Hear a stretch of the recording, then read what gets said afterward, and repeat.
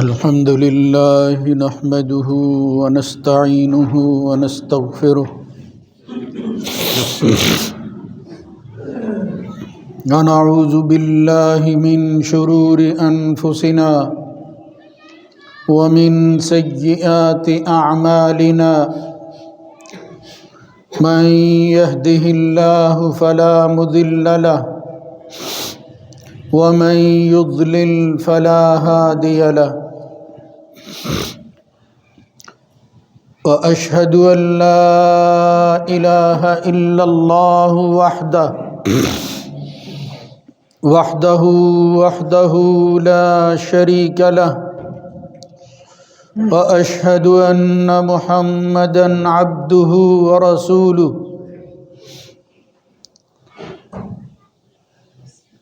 اللهم صل على محمد وعلى آل محمد كما صليت على إبراهيم وعلى آل إبراهيم إنك حميد مجيد اللهم بارك على محمد وعلى آل محمد كما باركت على إبراهيم وعلى آل إبراهيم في العالمين إنك حميد مجيد أما بعد فإن خير الحديث كتاب الله وخير الهدى هدى محمد صلى الله عليه وآله وسلم وشر الأمور محدثاتها وكل محدثة بدعة وكل بدعة ضلالة وكل ضلالة في النار رب أعوذ بك من همزات الشياطين من همزه ونفخه ونفثه يا أيها الذين آمنوا اتقوا الله حق تقاته ولا تموتن إلا وأنتم مسلمون يا أيها الناس اتقوا ربكم الذي خلقكم من نفس واحدة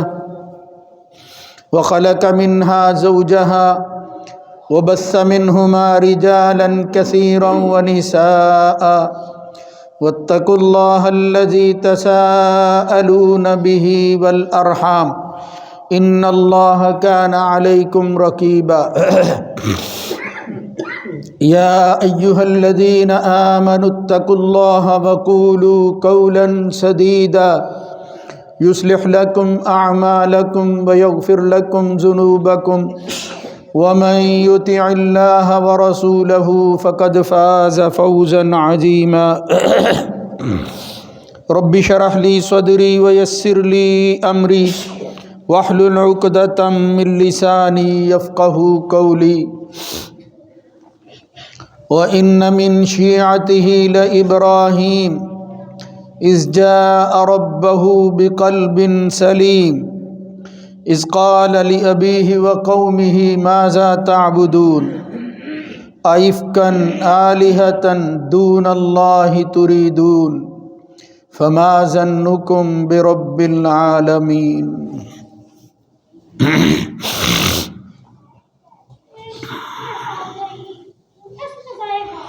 اور اسی کی جماعت سے ابراہیم بھی ہے جب وہ اپنے رب کے پاس ایک سلیم اور صاف ستھرا دل لے کر آئے، جب انہوں نے اپنی قوم اور اپنے باپ سے کہا تم کس کی بندگی کرتے ہو؟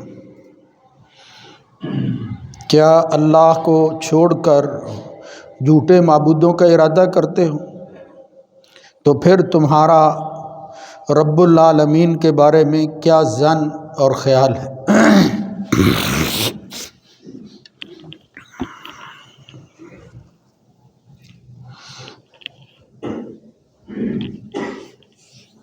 اللہ رب العزت کی حمد و ثنا کے بعد درود و سلام سید الرسل خاتم النبیین جناب محمد الرسول اللہ صلی اللہ علیہ وآلہ وسلم کی ذات گرامی پر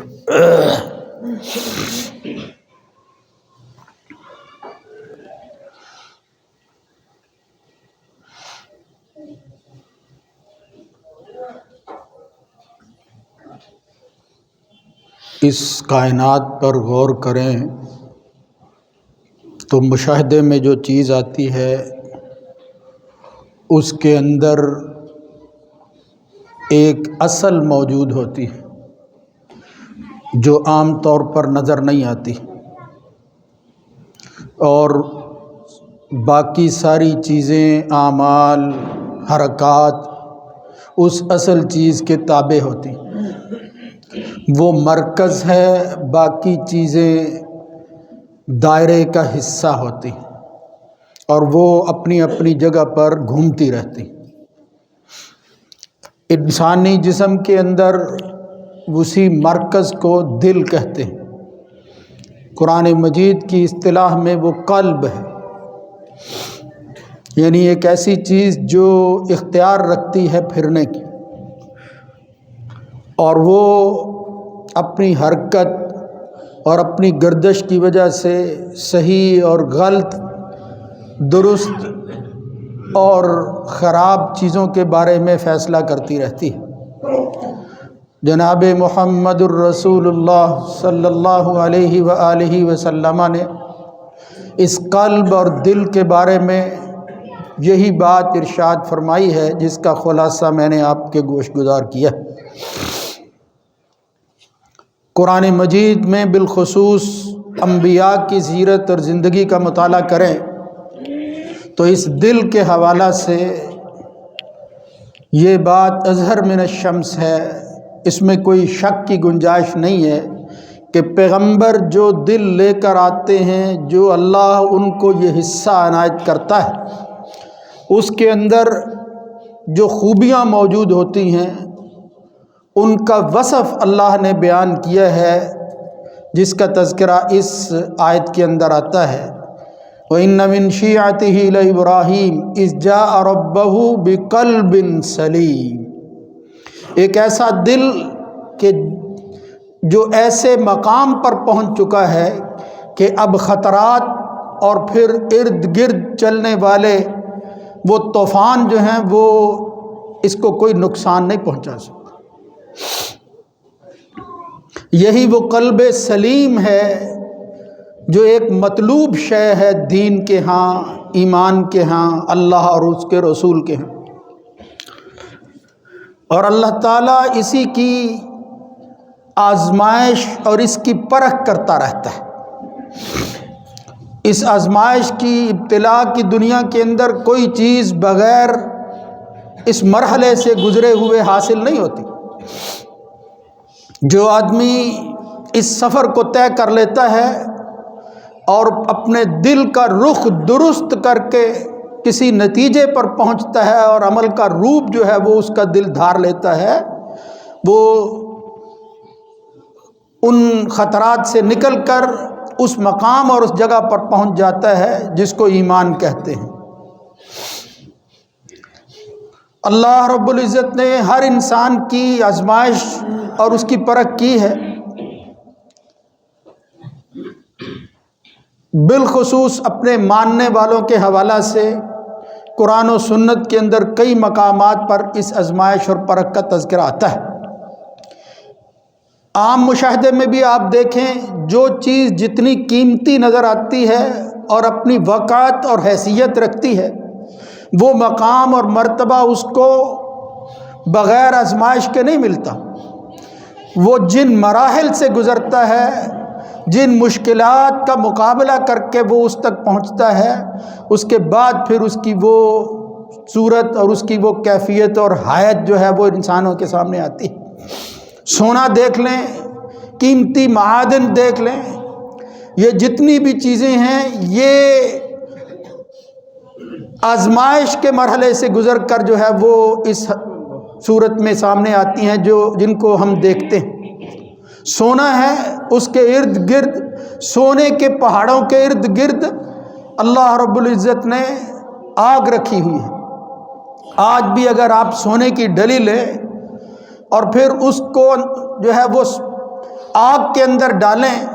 جس قدر اس کو آگ ملتی ہے اس کا حسن نکھرتا ہے۔ بالکل اسی طرح یہ مثال جو ہے وہ اللہ رب العزت نے قرآن مجید میں اور رسول اللہ صلی اللہ علیہ وسلم نے انسانی جسم کی بتائی۔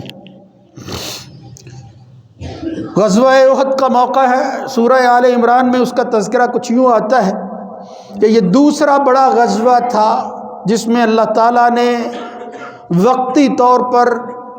اہل ایمان کو جو ہے وہ دوسرا پہلو دکھایا جو بدر میں نظر نہیں آیا تھا، یعنی شکست کا سامنا کرنا پڑا وقتی طور پر ان کو۔ تو وہ لوگ جو قلب سلیم کے مالک نہیں تھے، خواہشات کے تابع تھے، یا دوسرے لفظوں میں مفاد پرست تھے، وہ معترض ہوئے۔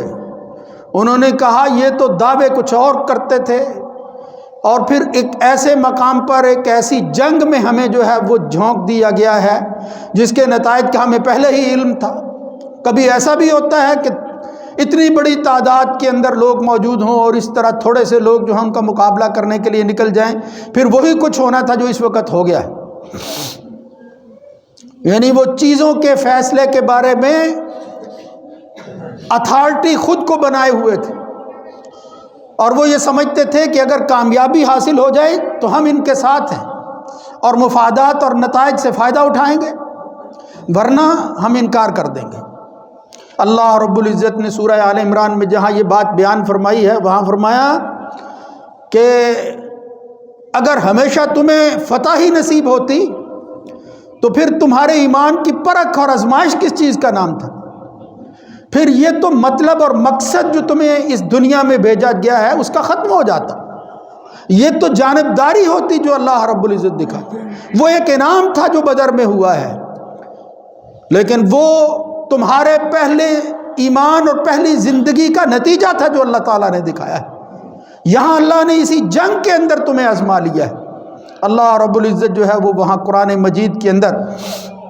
جو بات بیان فرماتا ہے وہ کیا ہے؟ ما کان اللہ لیذر المؤمنین علی ما انتم علیہ حتی یمیز الخبیث من الطیب۔ یہ تھی پہلی بات۔ اللہ تعالیٰ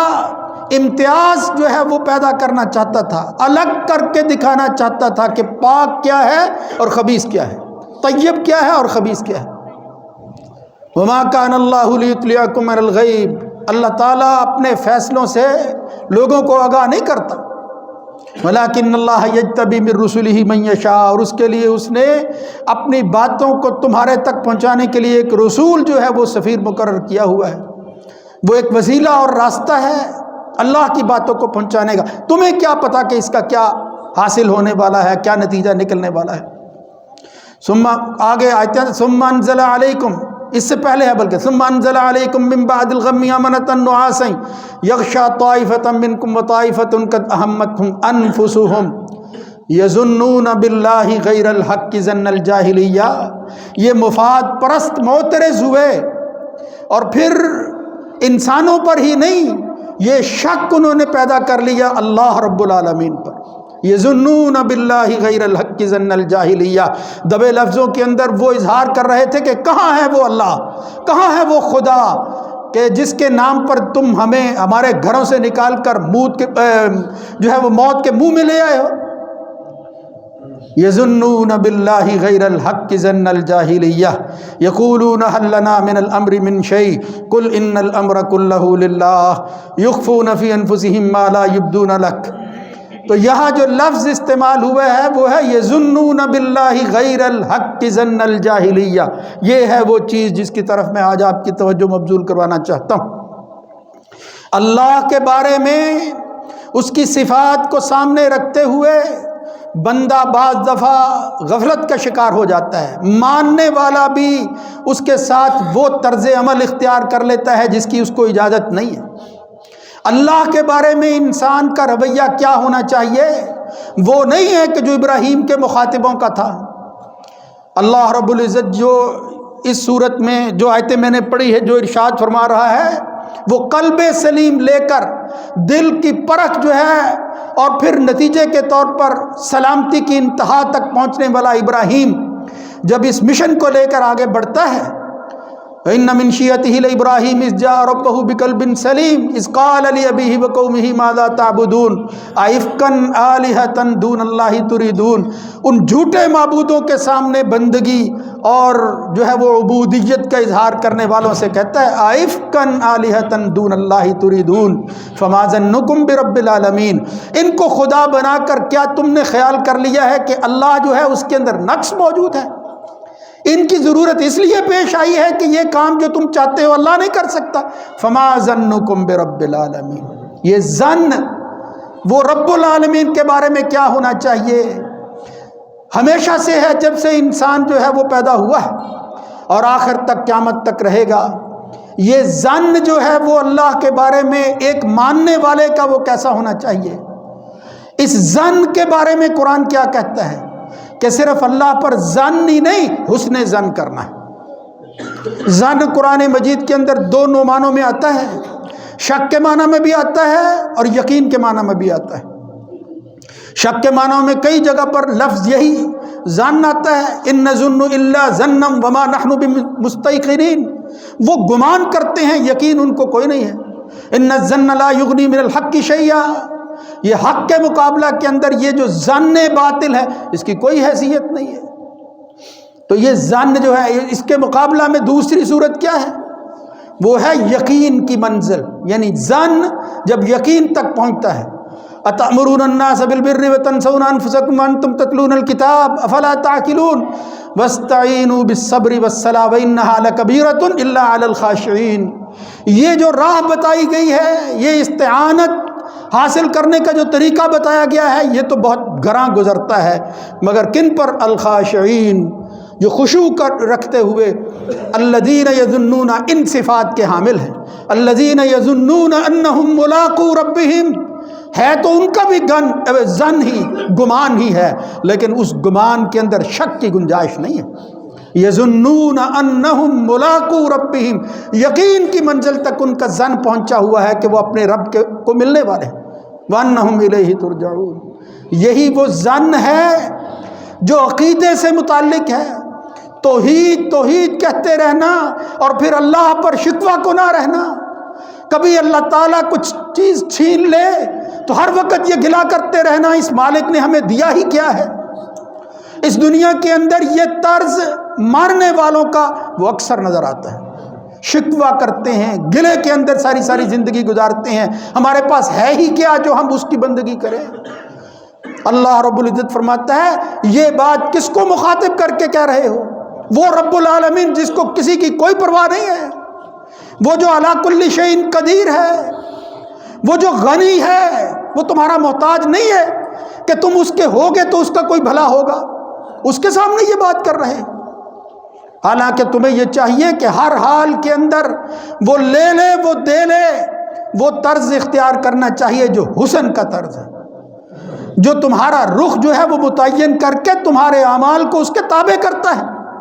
قلب سلیم پیدا کرتا ہے، جاہلیت کا ظن نہیں ہے، بلکہ اللہ پر جو ہے وہ حسن ظن رکھنا ہے، حسن ظن، سوء ظن نہیں ہے۔ یہ کفر کا راستہ ہے، یہ نفاق کی منزل ہے جس پر جو ہے وہ اللہ کے دشمن جو ہیں وہ رواں دواں ہیں۔ وَيُعَذِّبَ الْمُنَافِقِينَ وَالْمُنَافِقَاتِ وَالْمُشْرِكِينَ وَالْمُشْرِكَاتِ الظَّانِّينَ بِاللَّهِ ظَنَّ السَّوْءِ، یہ جو حسن ظن ہے یہ ایمانداروں کا شیبہ ہے، اللہ پر یقین رکھنے والوں کا جو ہے وہ طریقہ ہے۔ اور جو سوء ظن رکھتے ہیں اللہ کے بارے میں، سوء ظن، وہ جو تشکیک کی دنیا میں رہتے ہیں، دنیا کے اندر بھی اور دنیا کے بعد کے حالات کے حوالے سے بھی پتہ نہیں کیا ہونے والا ہے، اللہ جانتا ہے۔ اسی ارادے پر جو ہے وہ غزوہ احد سے پہلے نکلے تھے کہ شاید کوئی مفاد جو ہے وہ مل جائے۔ جب جو ہے وہ حالات نے پلٹا کھایا ہے، یظنون باللہ غیر الحق ظن الجاہلیہ، اللہ کے بارے میں جو ہے وہ بدگمانی پیدا کر لی کہ کوئی خدا نہیں ہے کہ جو مدد کرنے والا ہے۔ کہاں گیا ہے وہ اللہ؟ کبھی مشکل آ جاتی ہے، بھول جاتے ہیں اللہ کی نعمتوں کی، یہ جو انسان کی سانس چل رہی ہے اس سے بڑی بھی کوئی نعمت ہے؟ اس سے لے کر اللہ کو ان تو نعمت اللہ لا تحصوها، وہ شمار سے باہر نعمتیں اللہ نے جو دی ہوئی ہیں سب کو انسان بھول جاتا ہے، اور پھر اس ذات کے بارے میں وہ ظن جو ہے اس کو یقین کی حد تک پہنچا دیتا ہے جو ظن سو کہلاتا ہے۔ اور اس کی وجہ کیا ہے؟ اس کی بڑی وجہ یہ ہے کہ وہ یہ سمجھتے ہیں کہ شاید ہمارے اعمال سے اللہ باخبر نہیں ہے، اس کو کسی چیز کا شاید پتہ نہیں ہے، یعنی اللہ کے بارے میں جہالت، خدا نخواستہ خود جہالت، لا علمی جو ہے اس کا طعنہ دیتے ہیں۔ اللہ رب العزت نے ایک جگہ فرمایا کہ ان کے اس لا علم ہونے اور جہالت کی وجہ سے جو وہ کہتے ہیں ان اللہ لا یعلم کثیرا مما تعملون وذالکم ظنکم الذی ظننتم بربکم ارداکم فاصبحتم من الخاسرین، بلکہ اس سے بھی پہلے اگر آپ دیکھیں وَيَوْمَ يُحْشَرُ أَعْدَاءُ اللَّهِ إِلَى النَّارِ فَهُمْ يُوزَعُونَ، جب اللہ تعالیٰ اپنے دشمنوں کو اکٹھا کرے گا، گروہوں میں بانٹ دے گا، حتیٰ اذا ما جاؤها شہد علیہم سمعهم وابصارهم وجلودهم، اللہ کے بارے میں سوء ظن رکھنے والے ان کو یہ غلط فہمی لگی کہ جو کچھ بھی کرتے رہو کوئی خدا نہیں ہے کہ جو فیصلے کرتا ہے انسانی اعمال پر، کیا کرنے کی ضرورت ہے اس کی خاطر کچھ، حتیٰ اذا ما جاؤها شہد علیہم سمعهم وابصارهم وجلودهم بما كانوا يعملون۔ اللہ رب العزت پھر ان کے انہی اعضاء کو باہر سے کسی گواہ کی ضرورت نہیں ہے، شہادتیں جو ہے وہ اللہ نے پیدا کی ہیں تمہارے ہاتھوں کے اندر، تمہارے پاؤں کے اندر، تمہاری سمع و بصارت کے اندر۔ وَقَالُوا لِجُلُودِهِمْ لِمَ شَهِدتُّمْ عَلَيْنَا، کیوں دی ہے تم نے یہ گواہی؟ قَالُوا أَنْطَقَنَا اللَّهُ الَّذِي أَنْطَقَ كُلَّ شَيْءٍ، تم تو بھول گئے تھے مگر ہم نہیں بھولے، اللہ رب العزت نے یہ طاقت ہمیں بولنے کی دی۔ أَنْطَقَنَا اللَّهُ الَّذِي أَنْطَقَ كُلَّ شَيْءٍ، وہ جب چاہے جس چیز کو چاہے، خواہ وہ کبھی بھی جو ہے اس نے اس طرح کا مظاہرہ نہ کیا ہو، اس سے وہ کام لے لیتا ہے۔ اللہ ان اعضاء کو کہے گا کہ بولو، اور اللہ کے یہ اعضاء بول کر وہ اس کے خلاف گواہی دے دیں گی۔ وَمَا كُنْتُمْ تَسْتَتِرُونَ أَنْ يَشْهَدَ عَلَيْكُمْ سَمْعُكُمْ، یہ جو چھپ چھپ کر تم کام کرتے تھے وہ اس لیے نہیں، تمہیں تو خیال ہی نہیں تھا کہ کہیں یہ بھی ہو جائے گا کہ یہی اعضاء وہ گواہی دے دیں گے، بلکہ تم تو بھول گئے تھے کہ ہمیں کون دیکھتا ہے۔ أَنْ يَشْهَدَ عَلَيْكُمْ سَمْعُكُمْ وَلَا أَبْصَارُكُمْ وَلَا جُلُودُكُمْ وَلَكِنْ ظَنَنْتُمْ، اصل وجہ کیا تھی؟ اصل وجہ تھی کہ تم نے یہ ظن پیدا کر لیا جو ظن سو ہے، ان اللہ لا یعلم کثیرا مما تعملون، بہت کچھ نہیں جانتا اللہ تعالیٰ جو ہم کر رہے ہیں۔ فرمایا وذالکم ظنکم الذی ظننتم بربکم ارداکم فاصبحتم من الخاسرین، آج یہ خسارہ، یہ گھاٹا تمہیں ملنا ہی تھا، اس لیے کہ تمہارا ظن وہ درست نہیں تھا، وہ ظن سو تھا، وہ حسن ظن نہیں تھا۔ مومن کو حسن ظن رکھنا ہے ہر حال کے اندر، وہ کچھ دے پھر بھی نہ دے بلکہ دے کر چھین لے، گلا نہیں کرنا، شکوہ نہیں کرنا اس کے سامنے، یہ ایمان کا تقاضا نہیں ہے، یہ کفر کی دلیل ہے، یہ نفاق کی علامت ہے جو اللہ نے بیان فرمائی ہے۔ مومن ایسا نہیں کرتا۔ میرے بھائیوں، وہ با اختیار مالک، اس کے سامنے انسان کیا گلا کرے، کیا شکوہ کرے، کیوں اس طرح کا رویہ رکھے، کیوں خدا نہ خواستہ اسے تانے دینے کی کوشش کرے، جو اس قدر مستغنی ہے ان چیزوں سے کہ اگر ساری دنیا اکٹھی ہو جائے تو خدا نہ خواستہ ایک ذرے کے برابر جو ہے وہ بھی اس کو نقصان نہیں پہنچا سکتی، اور ساری دنیا اگر مفاد دینے پر آ جائے ایک ذرے کے برابر اس کو فائدہ نہیں پہنچا سکتی۔ وہ تو لاپرواہ ہے ان چیزوں سے، مستغنی ہے، اس کو ضرورت نہیں ہے، یہ سب احتیاجات تمہیں ہیں، یہ تمہاری ضرورتیں ہیں۔ اس لیے اللہ کے بارے میں توحید یہ ہے کہ تم حسن ظن رکھو، جو اللہ کر رہا ہے درست کر رہا ہے، جو اللہ کرے گا وہ درست ہوگا، ہمیں اس کے بارے میں شک نہیں ہے، ہم نے اس نفاق کو دور کرنا ہے، اس کفر سے جو ہے، اس جہالت سے اپنے آپ کو نکالنا ہے۔ یہ ظن جاہلیت ہے، اللہ سے جو ہے وہ گلا شکوہ کرتے رہنا، ہر وقت یہی کہتے رہنا دیا کیا ہے ہمیں، بالخصوص رزق کے حوالہ سے، حالانکہ وہ مالک الملک، وہ نہ دے کون ہے جو اس کو پوچھنے والا ہے؟ یعنی کیا تم نے اس سے کوئی معاہدہ ایسا کیا ہے جس کی وجہ سے لازمی وہ پابند ہے تمہیں کچھ دینے کا؟ یہ تو اس کی عنایت ہے، اس کی مہربانیاں ہیں جو وہ دیتا ہے۔ وہ مالک جو اس جہان کے مقابلہ میں کسی کا مثیل نہیں ہے، کسی بڑے سے بڑے جواد کریم اور سخی جو ہے اس کے ساتھ اس کا موازنہ نہیں کیا جا سکتا۔ اس کی سخاوت کے کیا کہنے ہیں، وہ کس قدر جواد ہے، وہ کس قدر کریم ہے، وہ سب اختیارات کا مالک، مگر اس کی رحمت کا یہ تقاضا ہے کہ وہ اپنی اس رحمت کی وجہ سے بندوں کے ساتھ وہ سلوک کرتا ہے کہ اگر اس کے باوجود کوئی اس کے بارے میں بری سوچ رکھتا ہے، برا ظن رکھتا ہے، اس سے بڑا بے نصیب پھر کوئی نہیں۔ ارداکم فاصبحتم من الخاسرین، پھر خسارہ ہی خسارہ ہے۔ میرے بھائیوں، وہ تو ہر روز رات کے آخری پہر کے اندر خود آسمان دنیا تیرے بالکل قریب آ جاتا ہے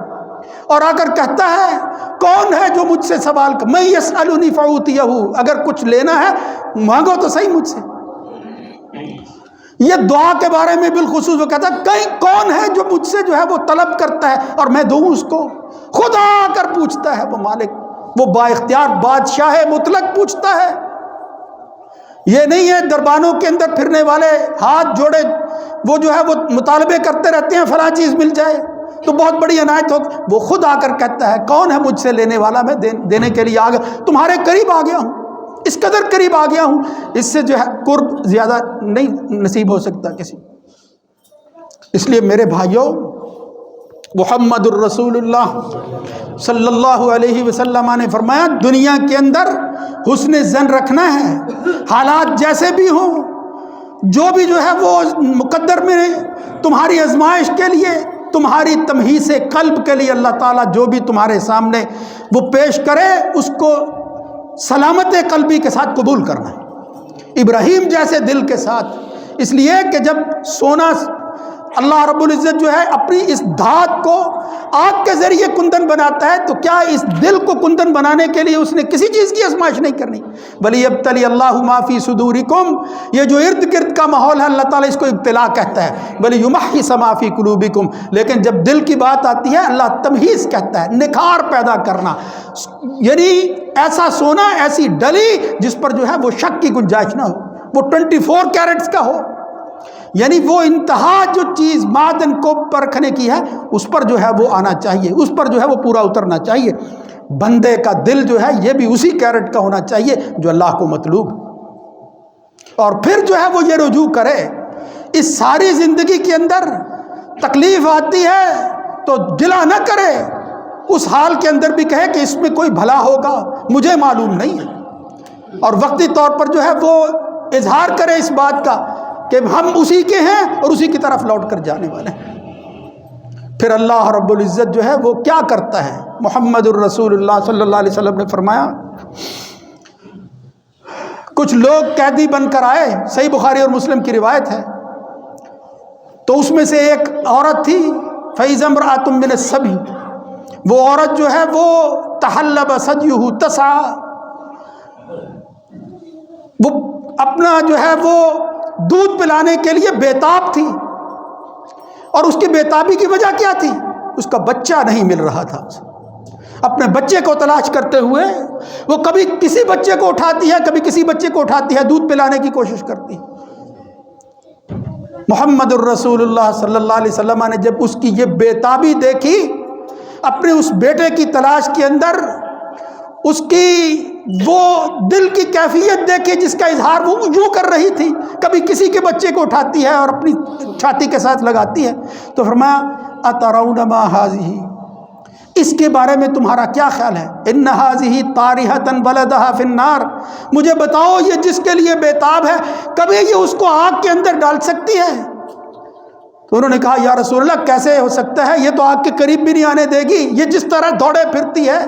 یہ جس طرح پاگل ہوئے پھرتی ہے اپنے اس بچے کی تلاش میں، کیسے ہو سکتا ہے؟ محمد الرسول اللہ صلی اللہ علیہ وسلم نے فرمایا وہ قادر مطلق بادشاہ للہ ارحم بعبادہ من ہذہ بولدہا، اللہ کی قسم یہ جس طرح اپنے بچے کے لیے بیتاب ہے، وہ اللہ مالک الملک اپنے انسانوں کے لیے، اپنے بندوں کے لیے اس سے کہیں زیادہ رحم رکھنے والا ہے، کہیں زیادہ بیتابی دکھاتا ہے، اور وہ کوشش کرتا ہے کہ اب تو آ جا، اب تو آ جا، میں تیرے اتنے قریب آ گیا ہوں، اب تو میرے بارے میں وہ کچھ سوچ لے، اب تو میرے بارے میں وہ خیال کر لے جس کے لیے میں نے تمہیں پیدا کیا تھا۔ یہ حسن ظن کیوں بھول گیا ہے تو؟ یہ کیوں شکوہ کرتا رہتا ہے ہر وقت؟ یہ تو کفر کی علامت تھی۔ میں نے تو تیرے دل کو جو ہے وہ سینے کو پرکھ کر یہ فیصلہ کیا تھا کہ تجھے اہل ایمان میں شامل کرنا ہے۔ محمد الرسول اللہ صلی اللہ علیہ وسلم ایک بچے کے پاس گئے جو موت کے آخری لمحات میں تھا، اور کہا کیا محسوس کر رہے ہو بچہ؟ اس نے کہا یا رسول اللہ صلی اللہ علیہ وسلم انی ارجو اللہ و اخاف من ذنوبی، میں اللہ سے امید رکھے ہوئے ہوں مگر اپنے گناہوں سے بہت ڈر رہا ہوں۔ محمد الرسول اللہ صلی اللہ علیہ وسلم لا یجتمعان فی قلب عبد فی مثل ھذا الموطن، ایسے مقامات پر اللہ تعالیٰ کسی بندے کے دل کے اندر یہ دو چیزیں اکٹھی نہیں کرتا، الا آتاہ اللہ ما یرجو، مگر جس کی وہ امید رکھتا ہے اللہ اس کو وہ دے دیتا ہے، وآمنہ مما یخاف، اور جس سے وہ ڈر رہا ہوتا ہے اللہ تعالیٰ اس کا خوف دور کر کے اس کو امن میں بدل دیتا ہے۔ اس لیے فرمایا لا یموتن احدکم، 3 دن پہلے محمد الرسول اللہ صلی اللہ علیہ وسلم نے کہا، صحیح بخاری کی روایت ہے، لا یموتن احدکم وہو یحسن الظن باللہ، تم میں سے کوئی شخص جو ہے وہ اللہ کے ہاں اس دنیا کو چھوڑ کر وہ موت کو قبول نہ کرے مگر اللہ کے بارے میں حسن ظن رکھتا ہوں۔ حسن ظن، اللہ کے بارے میں حسن ظن، سوء ظن کے قریب بھی نہیں پھٹکنا۔ اللہ رب العزت قرآن مجید کے اندر کئی ایسے واقعات بیان کرتا ہے حسن ظن کے حوالے سے، اور پھر سوء ظن جنہوں نے اختیار کیا ان کے حوالے سے، ان بے نصیبوں کا تذکرہ کرتا ہے، اور اس کے مقابلہ کے اندر خوش نصیب یہ سعادت مند جو ہیں ان کے احوال بھی بیان کرتا ہے۔ یہ انبیاء کی جماعت ہے، یہ ماننے والے وہ کیا کرتے ہیں؟ بس وہی جو عام طور پر جو ہے وہ کرنے کے لیے کہا جاتا ہے، مگر ہمارا رویہ کیا ہے؟ اس وقت یا غفلت کی دنیا میں رہنے والے لوگ ہر وقت وہ کیا کرتے ہیں؟ وہ کہتے ہیں کرنے کرانے کی کچھ ضرورت نہیں ہے، ادھر وہ کرتے تھے مفاد کے لیے کرتے تھے، حاصل ہو گیا تو ٹھیک ہے ورنہ پھر گئے۔ یہاں جو ہے وہ بندہ کیا کرتا ہے؟ کرنے کی کوئی ضرورت نہیں ہے، کبھی اپنے ایمان کے لیے جو ہے اس نے کوشش نہیں کی، کبھی اللہ کے گھر کا رخ نہیں کیا، مگر یہ کہتا ہے کہ مجھے اللہ سے امید بڑی ہے۔ بھئی امید کس سہارے پر ہے؟ یہ اللہ پر امید نہیں ہے، اللہ کے ساتھ جو ہے وہ غرور اور دھوکہ ہے، اللہ کو دھوکہ دے رہا ہے۔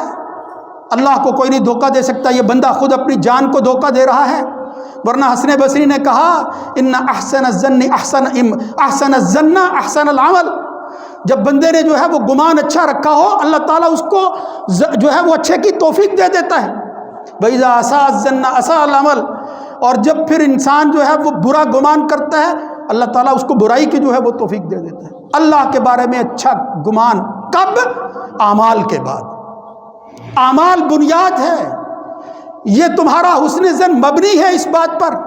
کہ اگر تم اللہ کے بارے میں جو ہے وہ حسن ظن رکھتے ہو پھر کرتے کیوں نہیں؟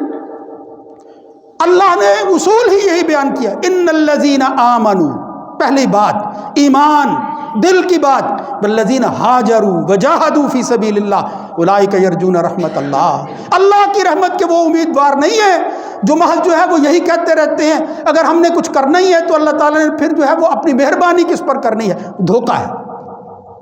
یہ حسن ظن نہیں ہے، اللہ کو پہچان نہیں سکے یہ لوگ۔ فرمایا الذین آمنوا وہاجروا، ایمان لائے ہیں، ہجرت کا وقت آیا ہے تو گھر بار چھوڑا ہے، وجاہدوا فی سبیل اللہ، اللہ کے راستے میں نکل گئے ہیں، اولئک یرجون رحمت اللہ، یہ ہیں جو اللہ کی رحمت کے امیدوار ہیں، نعرے لگانے والے نہیں۔ ثم ان ربک للذین ہاجروا من بعد ما فتنوا، جب ان کو آزمائش کے لیے گھر چھوڑنے کے لیے کہا گیا، ثم جاہدوا وصبروا، تو پھر جہاد کے لیے کوشش کرتے ہوئے نکل گئے مگر ایمان پر ڈٹے رہے۔ ان ربک من بعدھا لغفور الرحیم، پھر اللہ تعالیٰ غفور الرحیم ہے، وہ اپنی صفات کے اندر تو ہے لیکن تیرے لیے اس کی مغفرت کب ہے؟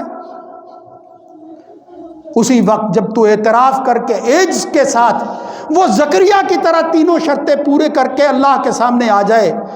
کاف ہا یا عین صاد، ذکر رحمت ربک عبدہ زکریا، اپنے رب کی رحمت کو حاصل کرنے کے لیے ذرا یاد کرو زکریا نے جو ہے وہ کیا کیا تھا، اذ نادى ربہ نداء خفیا، پہلے کیا ہے؟ ذکر رحمتی عبدک، اپنی عبدیت کا اعتراف کیا ہے۔ 3 سبب اللہ نے بیان کیے ہیں، عبدیت تضرع ہے، عاجزی ہے، عبد ہوں یعنی اتنا بڑا ہوں بندہ ہے لیکن کہتا ہے میں تیرا غلام ہوں، اذ نادى ربه نداء خفيا،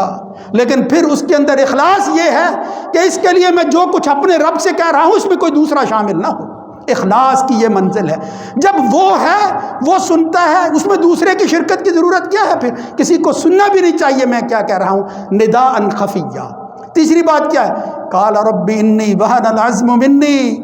یہ ظاہری اسباب تو ختم ہو گئے ہیں، وہن العزم منی، یہ گودا منہ ختم ہو گیا ہے، واشتعل الرأس شیبا، ظاہر کے اندر جو ہے وہ بڑھاپا وہ چمک رہا ہے، سب کو نظر آ رہا ہے، لیکن ساتھ ہی کیا کہا؟ واشتعل الرأس، اور آگے کیا؟ ولم اکم بدعائک رب شقیا، یہ سب کچھ ہونے کے باوجود فرمایا میں اپنی دعا کے اندر، پکار کے اندر اپنے آپ کو بے نصیب نہیں سمجھتا، اس لیے کہ تجھ سے مانگ رہا ہوں۔ ولم اکم بدعائک رب شقیا، یہ ہے تیسری چیز، تیسرا سبب جس کو حسن ظن کہتے ہیں، یعنی اپنی دعا کے بارے میں مشکوک نہیں ہے، اللہم اغفر لی ان شئت، پتہ نہیں اللہ نے ماننا ہے کہ نہیں، ہو سکتا ہے یہ قبول ہونی ہے، یعنی یہ تو تشکیک ہے، اللہ یقین مانگتا ہے۔ اس مالک کے بارے میں بھی اگر شک میں رہنا ہے تو پھر کفر کا راستہ ہی ٹھیک ہے، پھر ایمان کے راستے پر آنے کی ضرورت۔ ایماندار جو ہے وہ تشکیک کی منزل سے بہت آگے جاتا ہے، وہ یقین کی منزل پر پہنچتا ہے، اس کو جب شک بھی آتا ہے تو جھڑک دیتا ہے۔ یہ تو شیطان کی طرف، من شر الوسواس الخناس الذی یوسوس فی صدور الناس، یہ تو دلوں کے اندر وسوسے پیدا کرتا ہے۔ میرے بھائیوں، یہ چند بکھری ہوئی چیزیں میں نے اس لیے عرض کی ہیں کہ آج ہمارے رویوں کے اندر نفاق اور کفر کی طرح سوء ظن آ گیا ہے، حسن ظن سے ہم بہت دور چلے گئے ہیں۔ اس مالک کے بارے میں اگر تم سوء ظن رکھ کر دنیا سے چلے جاؤ گے اس کا کیا بگاڑو گے، لیکن اپنا تمہارا کچھ نہیں رہے گا۔ اس لیے اللہ کے بارے میں عقیدہ حسن ظن والا رکھنا ہے، جو بھی وہ فیصلہ کرے، مجھے دنیا کے اندر اگر کوئی چیز چھنتی ہوئی بھی نظر آتی ہے پھر بھی بس اللہ نے کی ہے، میں اس کو قبول کرتا ہوں۔ اللہ رب العزت جو ہے وہ ہمیں اس مسئلے کو سمجھنے کی توفیق نصیب فرمائے۔ یا اللہ ہمارے دل کا رخ پھیر دے اپنے اس حسن کی طرف کہ جو تجھے مطلوب ہے۔ اے اللہ ہمیں ویسا بنا دے، ہمارے دل کو ویسا کر دے جیسا تو چاہتا ہے، اور پھر جب تیرے ساتھ ملاقات ہو تو واقعتاً ہمارا دل چاہے کہ ہم اپنے رب سے مل لیں، اور رب چاہے کہ میں اپنے بندے سے ملاقات کر لوں۔ اقول قولی ھذا استغفر اللہ۔